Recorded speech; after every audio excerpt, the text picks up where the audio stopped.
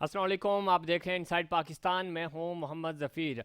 सिंध में मुतअस्सिब और करप्ट हुकूमत कायम है। पीपल्स पार्टी ने शहर उजाड़ दिया। सिंध सेक्रेटेरिएट या सिंधी सेक्रेटेरिएट, पीपी हुकूमत ने शहरों पर सियासी कब्जे के अलावा कुछ नहीं किया। एमक्यूएम के senior deputy convener Aamir Khan PPP हुकूमत पर बरस पड़े।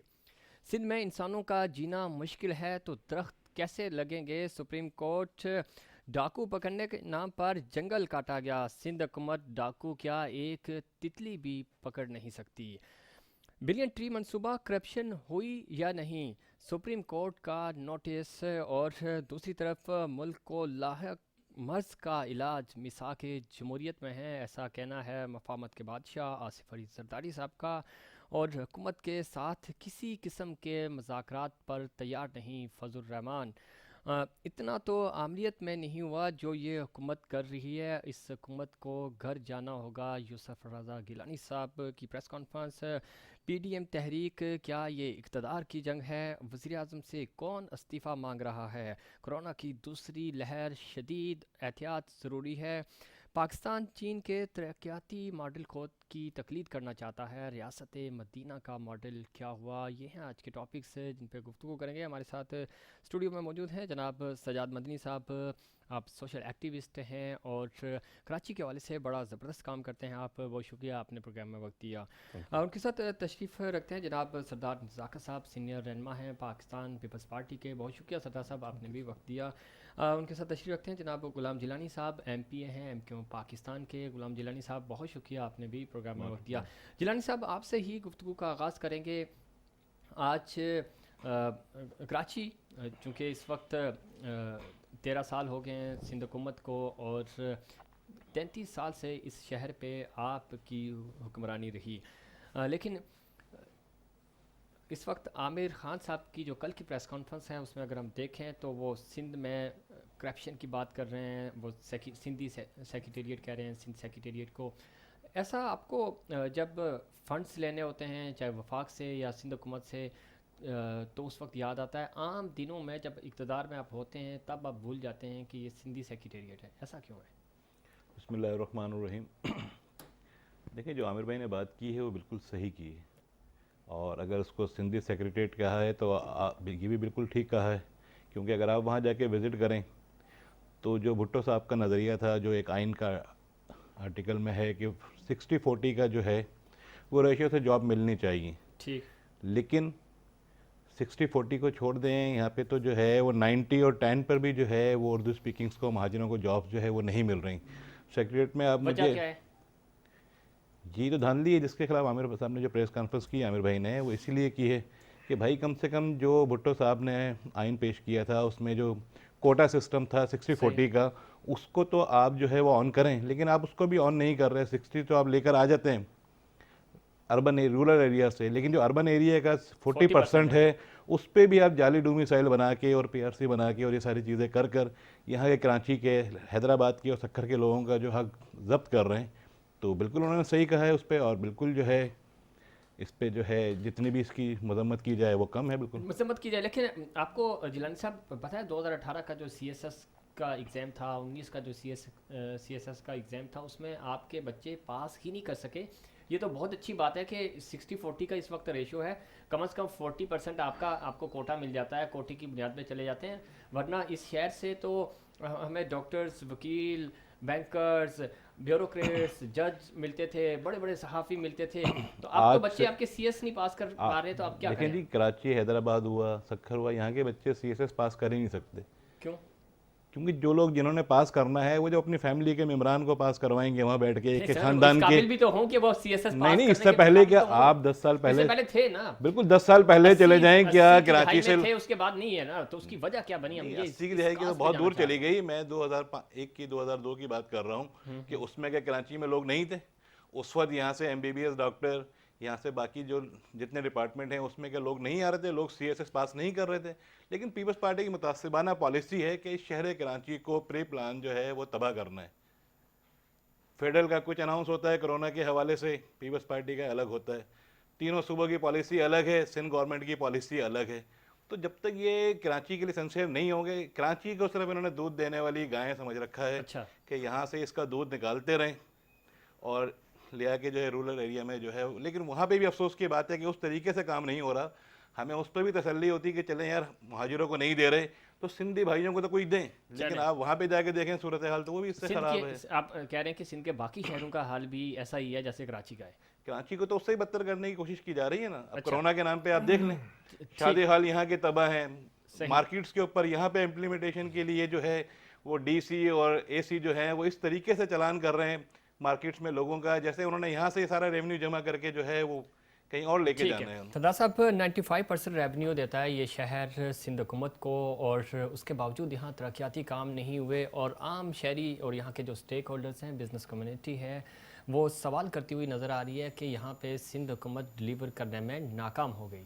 देखें सफ़ीर, अगर आप बिल्कुल इन 10-20-30 सालों का अगर आप स्टडी करें तो आप देखेंगे कि एक शहर का इस एक तंजीम का इस शहर के ऊपर ऐसा कब्जा था कि कोई उनके पूछे बगैर, पीपल्स पार्टी या बाकी सियासी जमातों को छोड़ें, हमारी लॉ इन्फोर्समेंट एजेंसीज भी उनसे कुछ नहीं पूछ सकती थी। इतना खतरनाक किस्म का कब्जा था इस शहर के ऊपर। बता रहा हूँ ना, आपको याद होगा 12 मई का वाकया, आपको याद नहीं है? इस शहर के अंदर एमक्यूएम का ऐसा कब्जा था, इनका जो सेक्टर इंचार्ज थे, यूनिट इंचार्ज थे, वो सवाल ही पैदा नहीं होता था कि वो किसी को कोई डेवलपमेंट के काम करने दें। ये अपनी मर्जी से काम करते थे, जो इनको दिल चाहता था। अब जाके ये 4-5-6 सालों में काफ़ी हद तक इनकी बेहतरी हुई है, इनका कब्जा ख़त्म हुआ है शहर से। और इंशाल्लाह मैं आपको यकीन दिलाता हूँ कि अब पाकिस्तान पीपल्स पार्टी यहाँ पे कराची के अंदर काम करवाए, जितने करवाए पीपल्स पार्टी ने करवाए। आप किसी दिन मुस्तफ़ा कमाल को आप बहुत कोट करते हैं, आप किसी दिन मुस्तफ़ा कमाल के भी काम ले आए, इस पे एक अलग प्रोग्राम रख लें डेवलपमेंट पे। लेकिन मैं एक संजीदा बात ये करना चाह रहा हूँ कि पहले भी जिस तरह आमिर खान साहब ने प्रेस कॉन्फ्रेंस की, उसकी वजह से पहले भी इस शहर के अंदर खून खराबे हुए, नुकसान हुआ है। पूरे पाकिस्तान के अंदर, पूरे पाकिस्तान में कोई ऐसा गांव देहात नहीं है जिसके अंदर एमक्यूएम की वजह से यहां से लाशें नहीं गई हैं। तो मैं एक मरतबा फिर इन लोगों दोस्तों को कहना चाहता हूं, एमक्यूएम के दोस्तों को, बड़ी मुश्किल से इनके ऊपर जो सॉफ्ट इमेज था, सॉफ्ट लेवल था, वो इनके ऊपर लगा है कि एमक्यूएम पाकिस्तान बनी है। हालांकि ये पाकिस्तान नहीं है, एमक्यूएम पाकिस्तान नहीं, एमक्यूएम पाकिस्तान लंदन एक ही है। वो बात ठीक है सरदार साहब आपकी, लेकिन माशी कत्ल जो हुआ यहाँ लोगों का, उसमें पाकिस्तान पीपल्स पार्टी का बहुत अहम किरदार है।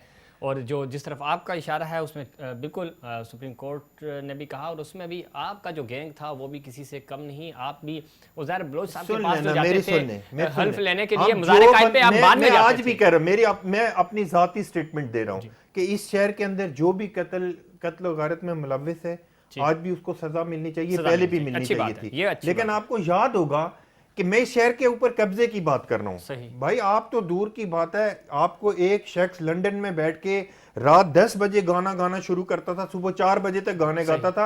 मीडिया में इतनी हिम्मत नहीं होती थी कि 1 मिनट के लिए कट कर सकें। किस तरह की बात। लेकिन ये बातें सारी कराची वाले जीत चुके हैं। मेरे भाई मैं कह रहा हूं ना, हुकूमत को छोड़े, हमारी लॉ एनफोर्समेंट एजेंसीज की बात कर रहा हूं, हमारी मिलिट्री एस्टेब्लिशमेंट, सिविल ब्यूरोक्रेसी, सब डरते थे 2013 से तकरीबन, और खासतौर पे जब ये 90 वाला ये 22 अगस्त के बाद कराची से कब्जा खत्म हुआ है, हमें खुशी है। अब आप तरक्याती काम कराएंगे कराची में। अगर मैं कहता हूं कि लोग अभी एमक्यूएम को भी अगर वोट करें आजादाना तौर पे, हमें कोई एतराज नहीं है, लेकिन खुशी इस चीज की है कि कराची के शहरियों ने कुर्बानी दी, हमारी लॉ एनफोर्समेंट एजेंसीज ने कुर्बानी दी, हमारी पुलिस, रेंजर, सबको मैं खराजे तहसीन पेश करता हूं। उनकी वजह से आज इस कराची शहर में अमन हुआ है, वरना तो ये इनके खिलाफ बोलना, मैं इस तरह से बोल सकता था या आप बोल सकते थे, सवाल ही पैदा नहीं होता। ठीक है सज्जाद मदनी साहब, बहैसियत समाजी कारकुन, कराची शहर में आपने बहुत काम किया, समझते भी हैं इसकी डायनामिक्स को। क्या लगता है, सियासी पॉइंट स्कोरिंग अपनी जगह, लेकिन आम शहरी, आम सिविल सोसाइटी और पढ़ा लिखा तबका क्या सोच रहा है इस शहर के बारे में? क्यों तरक्याती काम नहीं हो रहे और उनके क्या शिकवे? बिस्मिल्लाहिर्रहमानिर्रहीम। ज़फ़ीर साहब, सबसे पहले तो आपका बहुत शुक्रिया, आज इस अहम मौजू पे गुफ्तगू के लिए आपने मुझे दावत दी। मैं दोनों मुअज़्ज़ज़ दोस्तों की गुफ्तगू सुन रहा था। ये दोनों स्टेक होल्डर हैं कराची शहर के। कराची शहर जो कि दुनिया के 25 मुल्कों से ज़्यादा बड़ा है, रकबे में भी, आबादी में भी, और एक ऐसा शहर है कि जहाँ पाकिस्तान भर की नुमाइंदगी हमें नज़र आती है। वो डाइवर्सिटी जो पाकिस्तान की खूबसूरती को दुनिया के सामने रखती है, बिल्कुल, वो हमें यहाँ नज़र आती है। सिंध के किसी भी शहर से ज़्यादा सिंधी इस शहर में बसते हैं, बलूचिस्तान के किसी भी शहर से ज़्यादा बलोच इस शहर में रहते हैं, पंजाब के किसी भी शहर से ज़्यादा पंजाबी, और इसी तरीके से केपी के से ज़्यादा पठान हमें यहाँ नज़र आते हैं। ये बड़ा खूबसूरत गुलदस्ता है। लेकिन बात दरअसल ये है कि जब आप अलमिया की जानिब निगाह दौड़ाते हैं, तो जब भी हमें कोई केपी के से, हमें कोई पंजाब से मिलने आता है, तो हमसे पहला सवाल यही करता है कि इस कदर गंदगी में, इस कदर कचरे में आप लोग जी कैसे रहे हैं? ठीक। आपका दम नहीं घुटता यहाँ पे? सही। और मुझे जिस कदर शर्मिंदगी उठानी पड़ती है, या बतौर कराची की सिविल सोसाइटी का नुमाइंदा होने के नाते हमें जिस तरीके से पाकिस्तान भर में जिल्लत और रुसवाई का सामना करना पड़ता है, ये तो कोई कोटे के मसाइल नहीं है ना, ये तो बुनियादी जिम्मेदारियां हैं, बेसिक चीज़ है। ये बेसिक चीज़ें हैं। आप बुनियादी इंसानी हुकूक में ये चीज़ें शामिल हैं। ये दोनों मैं मुअज़्ज़ज़ दोस्तों से पूछना चाहूँगा कि ये पिछले 50 सालों में या पिछले 30 सालों में बारियां लेते रहे ये लोग, ये आखिर ये बेसिक नेसेसिटीज़ जो हैं इनका तो हल हमें दे नहीं सके। और आज भी आप करंट सिचुएशन पर सवाल कर रहे हैं, लेकिन दुख ये हो रहा है कि ये माजी के किस्से खोल के बैठ गए हैं। वही इल्ज़ामात की सियासत दोहराई जा रही है, हल पे बात नहीं की जा रही। अलमिया ये है, हल क्या हो सकता है सज्जाद साहब, हल क्या हो सकता है? और मैं इसलिए ये कह रहा हूँ कि देखिए पॉलिटिकल पार्टीज का ये इशू भी होता है, ज़रा उन्हें अपनी पार्टी को भी डिफेंड करना होता है, लेकिन सिविल सोसाइटी क्या सोच रही है और हल क्या है? आखिर हल की तरफ तो आना होगा। इस शहर को हमने बारिशों से बचाना है, गंदगी से बचाना है, कचरे से बचाना है, और फिर इंटरनेशनल जो हमारा इमेज है वो इमेज भी है। तो 7वां बड़ा दुनिया का ये शहर है। बिल्कुल। देखिए, पसे कारवां सरे राह गुजर मैं शिकस्ता पा हूँ तो इसलिए कि कदम तो सब ने मिला लिए, मेरा दिल किसी से मिला नहीं। मेरा हम सफ़र है अजीब, तो अजीब तरह में आप भी, मुझे मंजिलों की खबर नहीं, उसे रास्तों का पता नहीं। बदकिस्मती ये है कि हमें आइन हमारे पास होते हुए और उसके बाद जनाबे वाला तमाम जो सूबों के हुकूक तय कर दिए गए हैं NFC अवार्ड में, और सारी चीज़ें हो चुकी हैं आइनी तौर पे, वो हमारे पास मौजूद है। बात नीयत की है, इन्नमल आमालु बिन्नियात, अमाल का दारोमदार नीयतों पर है। सिर्फ उस पर अमल दरामद की ज़रूरत है। बाकी मैं समझता हूँ कानून साजी और तमाम जो बुनियादी इदारों का स्ट्रक्चर है वो बना हुआ है। ठीक है, यहाँ विल पावर चाहिए, नीयत चाहिए, तो ही इस शहर में काम हो सकता है। और इस पे पाकिस्तान तहरीक इंसाफ का मौक़िफ़ लेंगे। शहजाद कुरैशी साहब MPA हैं PTI के, बहुत शुक्रिया आपने प्रोग्राम में वक्त दिया। पाकिस्तान पीपल्स पार्टी की नुमाइंदगी कर रहे हैं जनाब सरदार नज़ाकत साहब, और गुलाम जिलानी साहब MPA हैं MQ पाकिस्तान के, हमारे साथ स्टूडियो में। सजाद मदनी साहब सिविल सोसाइटी की नुमाइंदगी कर रहे हैं। कुरैशी साहब, क्या समझते हैं कराची शहर के हवाले से अगर हम बात करें, आमिर खान साहब की जो प्रेस कॉन्फ्रेंस है कल की, आपके इत्तेहादी हैं वो, उसको बेस बना के हमारा ये टॉपिक है, कराची में डेवलपमेंट के हवाले से काम नहीं हुए। और अभी आपने सजाद मदनी साहब की गुफ्तगू भी सुनी कि बुनियादी चीज़ें जिसका किसी हुकूमत से कोई ताल्लुक़ नहीं है, वो तो बिल्कुल हमारे मोहल्ले इलाके और जो काउंसलर और सिटी काउंसलर होते हैं उनकी ज़िम्मेदारियां हैं। MQ पाकिस्तान ने हमेशा बल्दियात इनके पास रहा। वो बुनियादी ज़रूरियात भी, यानी पीने का साफ़ पानी और हमारी गली, हमारा मोहल्ला, वो भी साफ़ नहीं है। बुनियादी चीज़ों से ही महरूम है। मास्टर प्लान और यहाँ के कराची को डेवलप करना, ये तो बहुत बात की बात है। हम बुनियादी, यानी कराची एक शहर नहीं, एक गोट का मंजर पेश कर रहा है, ऐसा क्यों है? जी शहजाद कुरैशी साहब। हेलो जी, आपको आवाज़ आ रही है? जी, आप मुझसे पूछ रहे हैं सवाल? जी, ये आपसे सवाल है। मेरा तो सिर्फ ये कहना है कि मैं अभी गुफ्तगू सुन रहा था, हमारे पीपल्स पार्टी वाले भाई की भी और दूसरी भी मैं गुफ्तगू सुन रहा था। प्रॉब्लम ये है कि ये ब्लेम गेम तो आपको पता है पिछले 20, 25, 30 सालों से चल रहा है कि उसने शहर बर्बाद कर दिया, उसने शहर बर्बाद कर दिया। लेकिन अनफॉर्चुनेटली मुझे ये कहना पड़ता है कि उस वक्त इक़्तिदार में ये सारे लोग थे, मिलजुल के गवर्नमेंट करते थे, मिलजुल के इस शहर का और पूरे सिंध का निज़ाम संभालते थे। और कत्ल गारत के अंदर भी आपको सब पता होगा, इन्होंने जिक्र किया कि इस शहर में कोई बात नहीं कर सकता था, तो वाहिद इमरान खान साहब थे जिन्होंने उस वक्त आवाज़ उठाई थी और PTI इस पर खड़ी हुई थी। और अनफॉर्चुनेटली उस वक्त पीपल्स पार्टी भी एक ग्रुप को सपोर्ट करती थी, और वो जो हमारी जो कराची की दावेदार होने की उस वक्त, जिसको हम MQ लंदन कहते हैं, वो भी पूरे बेबाकी से शहर पे हुक्मरानी करते थे। तो इस पूरे 25-30 सालों के अंदर इस शहर को किसी ने इसको सीरियसली नहीं लिया, ना इस शहर की प्लानिंग में, ना उसमें कुछ। वो ये आज जो आपको कच्ची आबादियां नजर आती हैं, 55% हमारा शहर पूरा कच्ची आबादी है, डेवलपमेंट नजर नहीं आती, रोड्स बने हुए नजर नहीं आते, उससे पीपल्स पार्टी अपने आप को किस तरह बरिया जमा करार दे सकती है? मैं तो हैरान होता हूँ कि वजीर बल्दियात 12-13 साल से इनका है, सिंध गवर्नमेंट इनकी है, CM इनका है। हाल ये है कि कराची शहर जो बिल्कुल खंडरात, और मुझे तो अफसोस इस बात का होता है कि मैं तो चले कराची आई हूँ, सिंध का MP हूँ, कराची से मुंतखब हुआ हूँ, अभी मैंने जैकोबाद, लाड़काना, आपका इन तमाम शहरों का, सक्खर का, घोटकी का, ढहरकी का, सबका मैंने दौरा किया है। अभी मैं एक दिन पहले ही आया हूँ। खुदा की कसम मैं तो कहता हूँ कराची वालों का तो हाल है ही बुरा, जो इंटीरियर सिंध का हाल है। ना रोड्स है, ना इंफ्रास्ट्रक्चर है। मैं जैकोबाद के बाजारों में घूम रहा था, मुझे ऐसा लग रहा था कि मैं किसी तबाहशुदा हाल शहर में, जहाँ बमबारी होती है, जंगज़दा शहर होता है, उस तरह का हाल है। हाँ, इन्होंने एक काम ये किया है जिसमें मैं एक्सेप्ट करता हूँ, इन्होंने जो मेन रोड्स हैं वो इन्होंने बना दिए हैं और उसको ये कहते हैं कि हमने तरक्की कर दी है। जो आम आदमी है ना उसके पास पानी है, ना सेवरेज का सिस्टम है, ना गलियां पक्की है, ना कुछ है। लाड़काना, जहां पर शहीद जुल्फिकार अली भुट्टो का मजार है, जहां से पीपल्स पार्टी के जो बानी है वो वहां से हुए हैं, लाड़काना का वो हाल है कि मैं हैरान हूं। मैं रतो डेरो गया, मैं उसके अलावा जितने लाड़काना मेन शहर में गया, सब कुछ गया। ये मैं आप अगर आप बोलिए ना, मैं अगर आप समझते हैं मैं पॉलिटिकल पॉइंट स्कोरिंग कर रहा हूँ जफीर, मैं आपको वीडियोस, मैं आपको सारी चीजें आपको प्रोवाइड कर सकता हूँ कि वहां लाड़काना का ये हाल था, जैकोबाद का क्या हाल था। जिस शहर में मैं गुजरता गया मैं से यही कहता रहा कि समझ में नहीं आता कि ये कर क्या रहे हैं।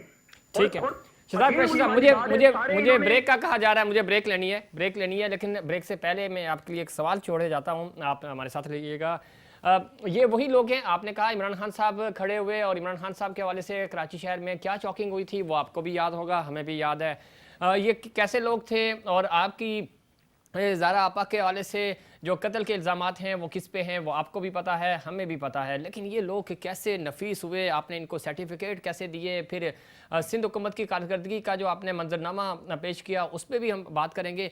लेकिन सवाल ये पैदा होता है कि 2.5 साल से आपके पास इक़्तिदार है, वफाकी हुकूमत आपके पास है, 162 अरब आपने देने थे, 1100 अरब आपने देने थे, उसके हवाले से भी इस शहर में काम करते हुए या उस पर अमल दरामद होता हुआ हमें नज़र नहीं आ रहा। DHA जिसकी जहाँ से आप MPA बने उसका क्या हाल हुआ इस बारिशों में वो भी आपने देखा, हमने भी देखा, पूरे पाकिस्तान ने बल्कि पूरी दुनिया ने देखा कि किस तरह ना तो कोई औरंगी रहा और ना कोई DHA रहा, सारे एक ही हो गए।